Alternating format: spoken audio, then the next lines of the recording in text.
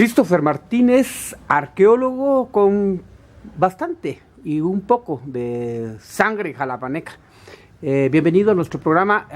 El tema de hoy, Christopher, es la alfarería en Jalapa. De acuerdo a tus estudios, de tu experiencia, ¿dónde ubicamos históricamente el inicio de la alfarería en Jalapa? Históricamente hablamos de alfareros en Jalapa produciendo ya la cerámica vidriada que conocemos. Estamos hablando alrededor del 1700. Esta cerámica siempre fue exportada hacia la región de Antiguo Guatemala o Santiago de los Caballeros, como se le conocía en esa época. Y siempre fue por producción y estilo español. Anterior a eso, tenemos talleres de producción de cerámica en lo que es Carrillo, pero esta cerámica no tiene ningún tipo de influencia española. Más bien es alfarería normal, moderna, solo normal, que es barro cocido, no tiene ningún otro acabado especial, y es lo que comúnmente podemos ver en una tortillería con los comales grandes, podemos ver en ollas y en otros accesorios. Podríamos considerar que la alfarería, que los jalapanecos en la ciudad, los sanluiseños allá en su lugar, donde también se hacen las famosas pichingas y cántaros, ambos lugares son de alfareros con diferente actividad o material para hacer su trabajo, o tienen otro nombre los sanluiseños y otro nombre los jalapanecos. No, en realidad es el mismo proceso. Lo que cambia son los materiales que se utilizan y los acabados. Por ejemplo, aquí en Jalapa se utiliza mucho el acabado envidriado, mientras que en San Luis Jilotepeque se utiliza el engobe, que es la pasta roja, aunque actualmente ya se pintan los cántaros, ¿verdad? Pero es el mismo proceso, solo que uno tiene herencias prehispánicas, que es el de San Luis, y el de aquí de Jalapa, el vidriado, es una herencia española.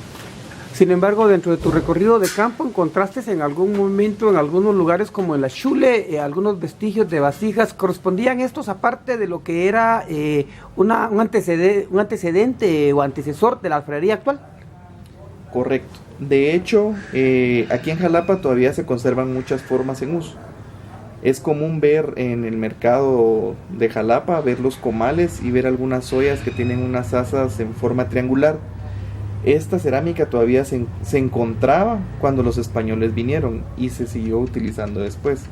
Entonces mucho material que se encuentra siempre ha sido asociado, y hay que recordar que la forma básica de la cerámica nació del tecomate.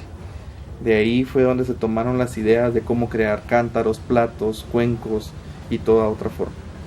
La evolución de la alfarería jalapaneca, y específicamente en la ciudad donde proliferaron en un momento determinado los alfareros y que se volvieron grandes exportadores del material hacia el interior del país y en muchos departamentos, ¿eso ya tuvo algún tipo de influencia de españoles? Correcto. Ya mucha de la cerámica, esta cerámica vidriada, se exportaba hacia, como mencioné al principio, hacia Santiago de los Caballeros, ¿verdad? Y algunas otras regiones de Guatemala.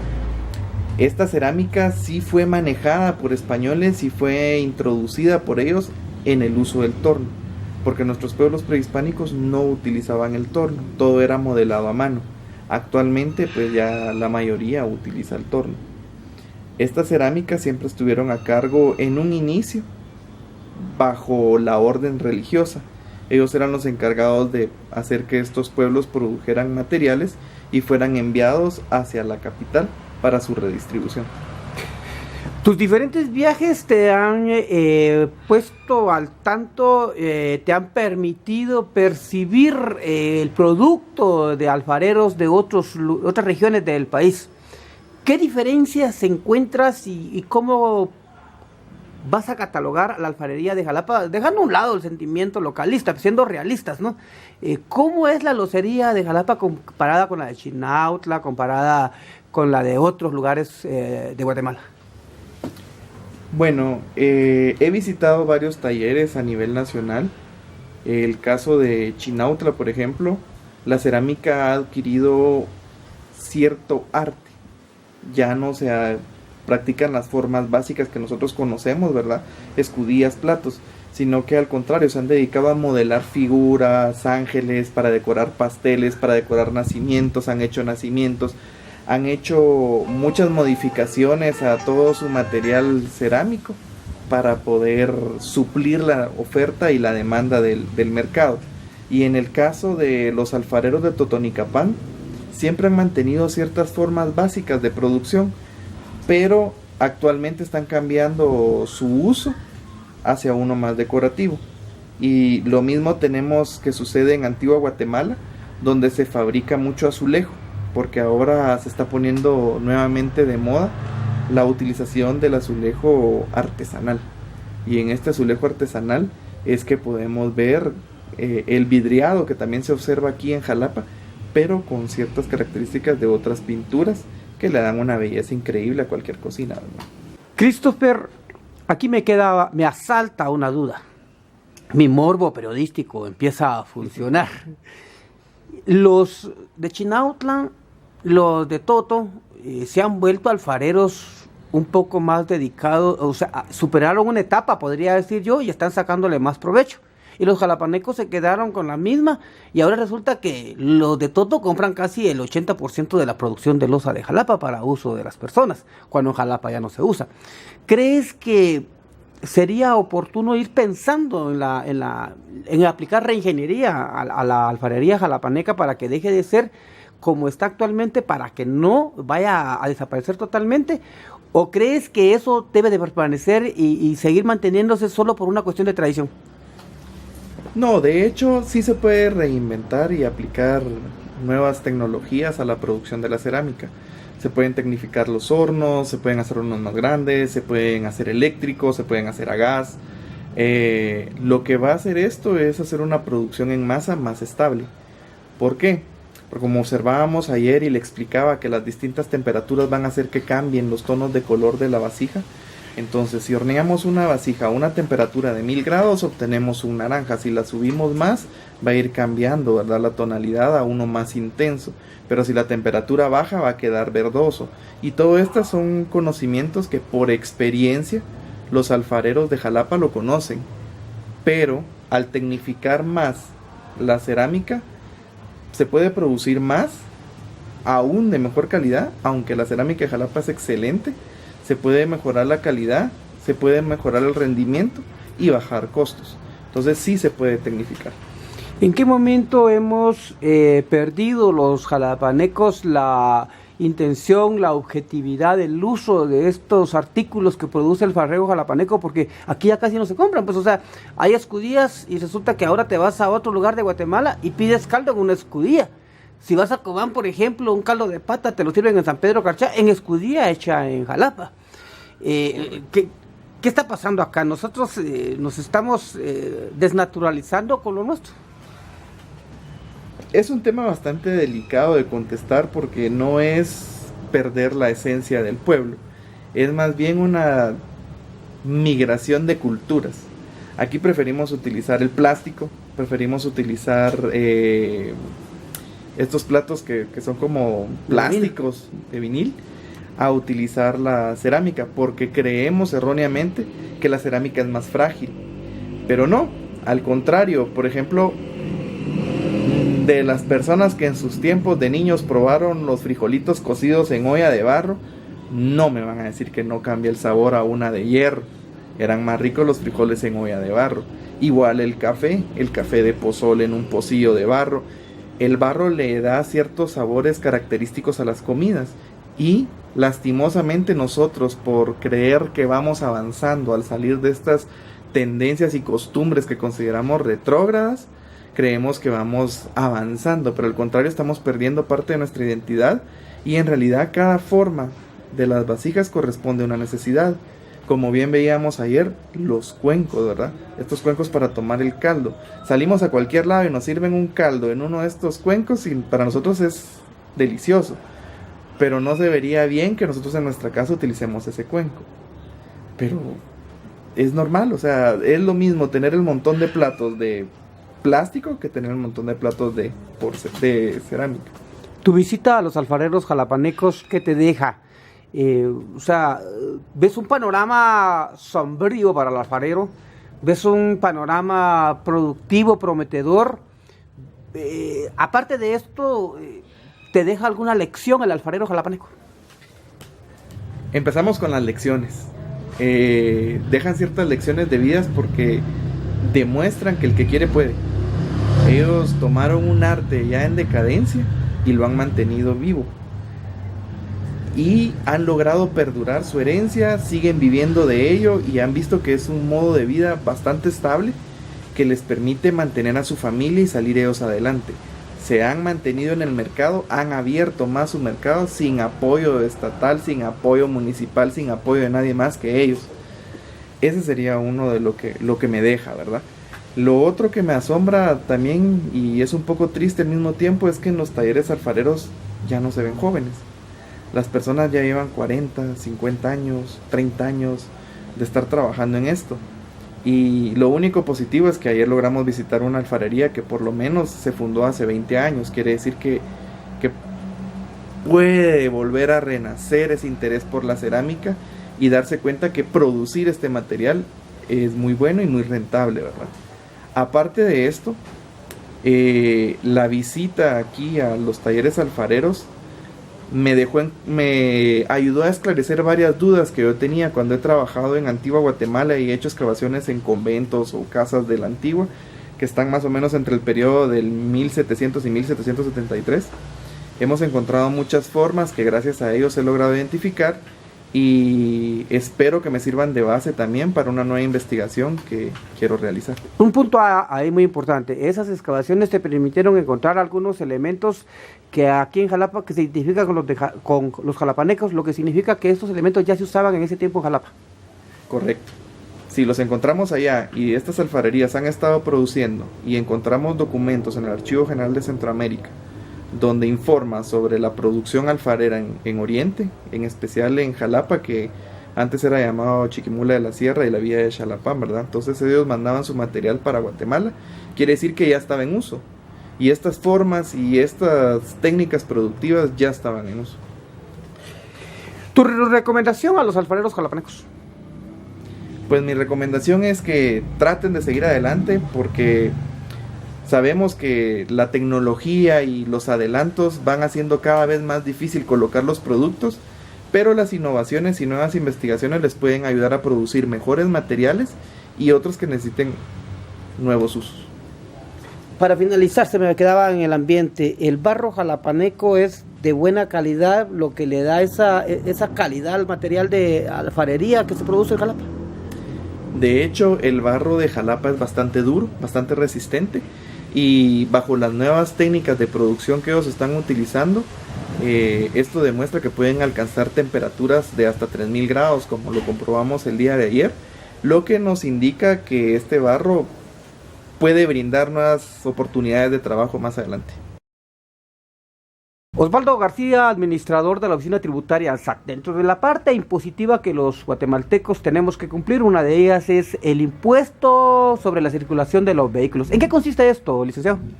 El impuesto sobre circulación de vehículos consiste en pagar un derecho porque todos los vehículos, tanto de una placa como de dos placas, tengan el derecho a circular dentro del territorio nacional.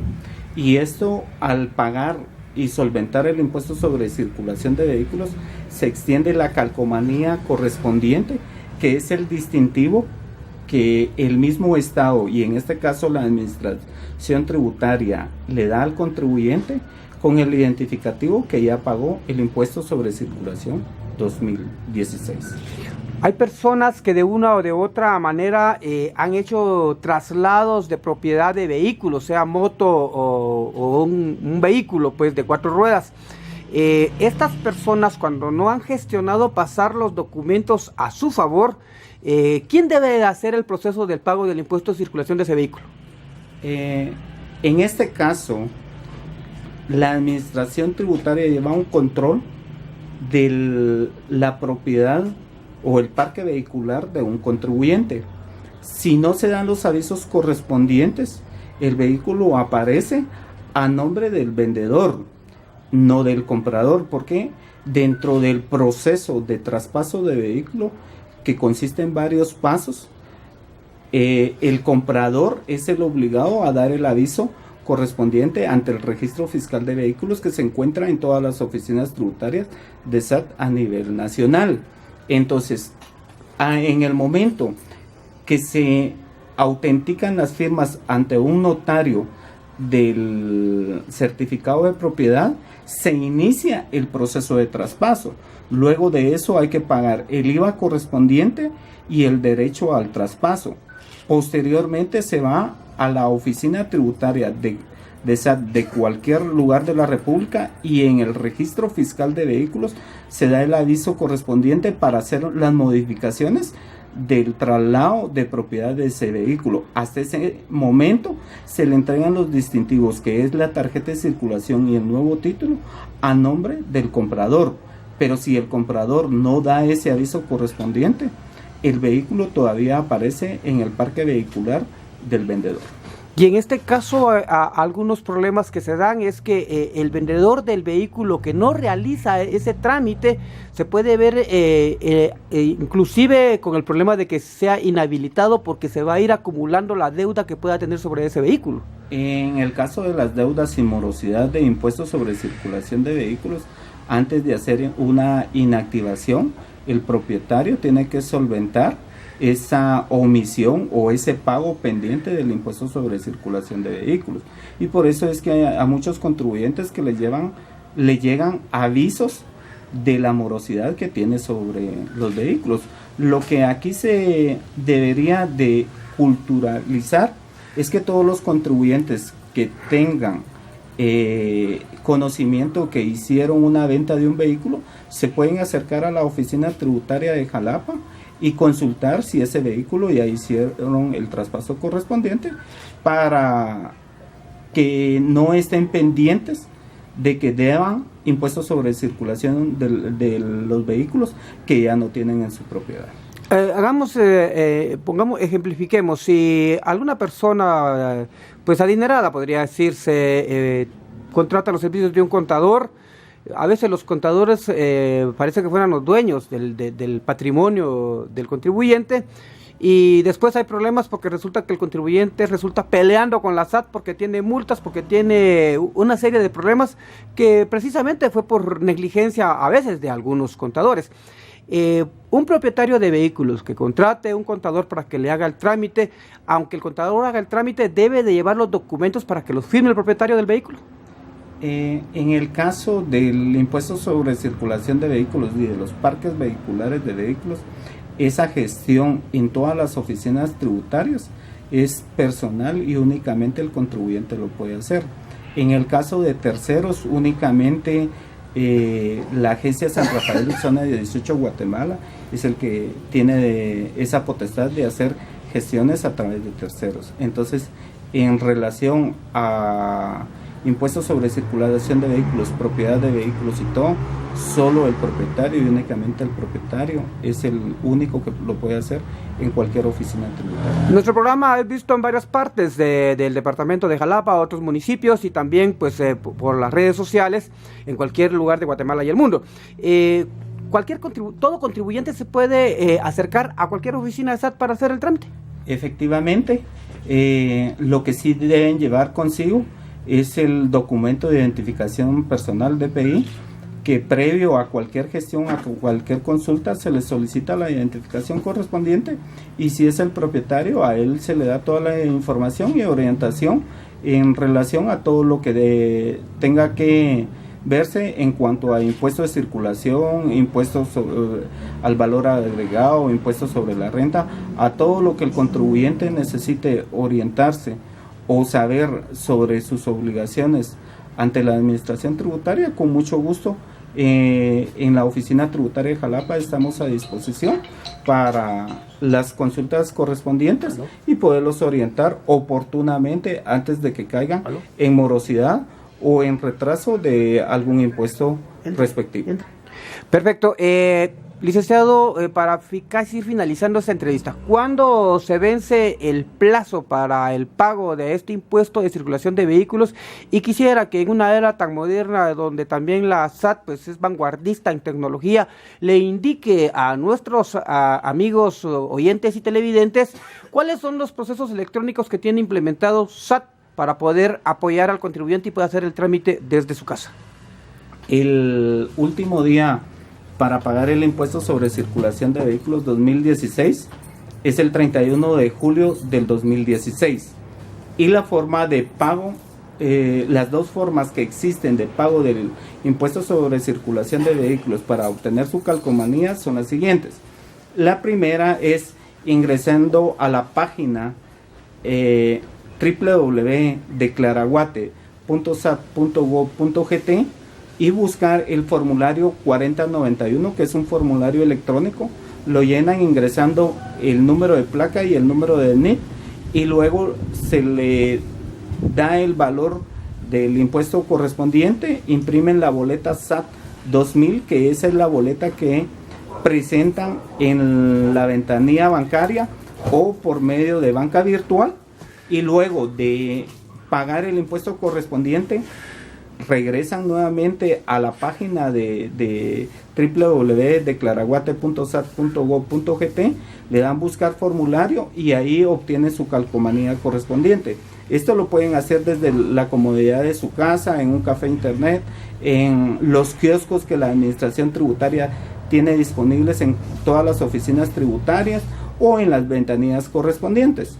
La segunda forma es que el contribuyente se presente con su tarjeta de circulación a la ventanilla bancaria y pague el impuesto correspondiente. Ahí le van a entregar una boleta en la cual se lee en la parte de abajo calcomanía electrónica. Esa calcomanía electrónica es el distintivo de que ya solventó el impuesto de circulación 2016.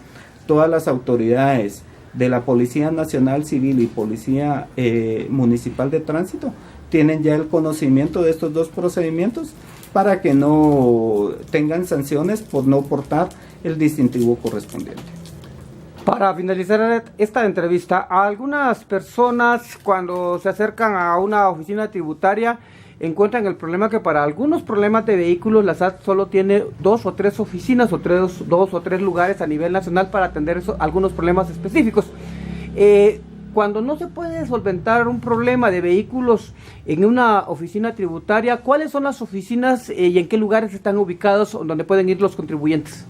En primer lugar, cuando se acerquen a alguna oficina tributaria y alguna situación en la ventanilla no está a su entera comodidad o no se le dio la información oportuna, se pueden abocar con el administrador o el supervisor de dicha oficina.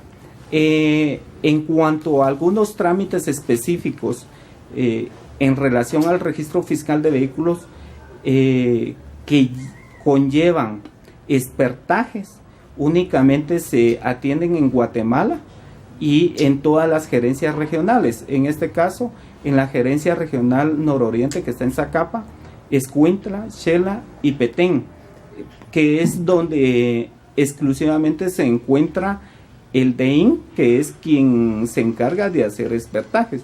Por lo demás, en todas las oficinas tributarias se llevan casi todos los registros y todos los trámites correspondientes. Concluyamos esta entrevista.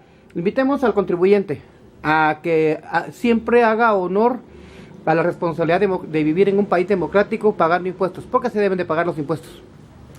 Efectivamente, hacerles un recordatorio que paguen su impuesto de circulación a tiempo, que se eviten aglomeraciones, que se eviten sanciones de parte de las autoridades correspondientes. Esto conlleva a que cuando usted solvente su pago de impuesto, tiene derecho a circular sin ningún problema, y esto conlleva a que el Estado pueda tener disponible los recursos a tiempo para invertirlo en el bien común que siempre el Estado persigue. ¿Cuántos años tiene don Rolando? 84. ¿Y de ser alfarero? como 60, 70, ¿Con quién comenzó a hacer la alfarería? donde Julio Ramos. ¿Dónde quedaba la locería la alfarería de Julio Ramos? Una cuadra abajo del colegio de varones. Cuando usted comenzó a ser alfarero, ¿a quiénes recuerda de alfareros aquí en Jalapa? A los mayores, que ¿Como quiénes, por ejemplo? los que hacían con los que yo aprendí, pues hombre. ¿Con quiénes, algún nombre que usted recuerde? Sí, estaba Luis Marroquín, Julio Marroquín, Víctor López, Rafael García, Ramiro Luna, Juan José Salazar. Don Rolando, ¿por qué cree usted que poco a poco la alfarería no crece, sino que va desapareciendo casi? Porque como es prohibido que haya menores de edad trabajando, entonces ya no meten los padres a los hijos a que aprendan. ¿Usted ha enseñado a algunos el trabajo de la alfarería? Sí, pero se van. ¿No les gusta la alfarería? Bien aprenden y se van. Don Rolando, de su época, de su tiempo, ¿quiénes eran los mejores alfareros? Víctor López, Rafael García, Ramiro Luna, Roberto, no me acuerdo cómo se llama el apellido. ¿Alguna vez oyó hablar usted de la alfarería Las 3X? Sí, esa ya fue después. Esa fue después, exacto. Pero fue la única que hizo una quema de vidriería, de locería diferente, ¿verdad? No. Yo fui y ellos la agarraron. ¿Usted hizo primero eso? Sí. ¿Y por qué no siguió la producción? Lo estoy haciendo. Pero ellos tenían un tipo de loza que eran unas vajillas especiales. ¿Se acuerda de esas? Sí, pero lo que pasa es que como él tenía operarios, él solo hacía vajilla y los operarios hacían la loza. Ah, ya. Es que como no se puede quemar solo vajilla, Sí. lo que hay que echarle loza. ¿Algunos lugares que usted recuerde a donde se ha ido a vender la loza de Jalapa? Solo a la capital. Ahora yo he entrevistado a muchos alfareros y dicen que solo piden casi de Totonicapán, de Sololá y de Quetzaltenango y allá envían los pedidos. Totonicapán produce. ¿Alguna vez hizo usted algún intercambio con algún alfarero de Totonicapán? ¿Conoció alguno? Ahí fui a aprender a hacer el color, los colores. ¿Cuántos años calcula usted que tiene la alfarería en Jalapa? Es antiquísima, ya había nacido yo. Cuando usted era güirito ya habían alfareros. Ya, Y eran bastantes las alfarerías. sí, yo le digo, ¿Sí? ¿Qué cree usted que hace falta para apoyar a los alfareros?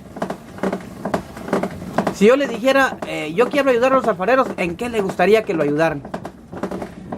no hay en qué, pues que los gobiernos nos atracan por la leña. Entonces ahí no nos dejan producir. Entonces, ¿qué le pediría usted a ellos? Como si uno pide, lo dan. Si nos dan a nosotros, tienen que darle a la demás gente. Don Rolando, ¿usted piensa que el gobierno casi no ha apoyado a la alfarería? No, nunca ha capacitado gente. ¿Alguno de sus hijos fue alfarero? No, ni uno. ¿Por qué? Porque los puse a estudiar. Nunca quiso que fueran alfareros. No, ¿Y piensa que la alfarería puede cambiar de hacer batidores y vasijas y de repente hacer otro tipo de artesanía que se venda como adorno? sí, eso sí hace. ¿Qué tipo de ha hecho usted así de artesanía de adorno, por ejemplo? No, cada clase, que forma que piden. ¿Quiénes son los que más le compran a usted su producto? Los aquí por Jutiapa, esa zona de Jutiapa, el lugar de Jutiapa, ¿Hasta cuándo cree que don Rolando dejará de hacer batidores? hasta que me muera. O sea que va para largo esto. A saber. Aquí, ¿cuántos años tiene ese taller? Ya tiene sus varios años. ¿Usted lo fundó cuando tenía unos 25 años o 30? No, como 30 años tenía. 30 años. ¿Y dónde hizo el primer batidor usted? Donde Rafael García. Él era patrón. Ajá, ya hizo su primer. ¿Qué sintió usted cuando hizo el primer batidor? Como yo hacía, ahí practicaba. Ajá. Pero cuando le salió el primero y le quedó bonito, ¿qué dijo usted? No, seguí aprendiendo. ¿Y ahora? ¿Sigue aprendiendo? Todo el tiempo se aprende. Todo el tiempo va aprendiendo las cosas que se le vienen. Pero otra cosa.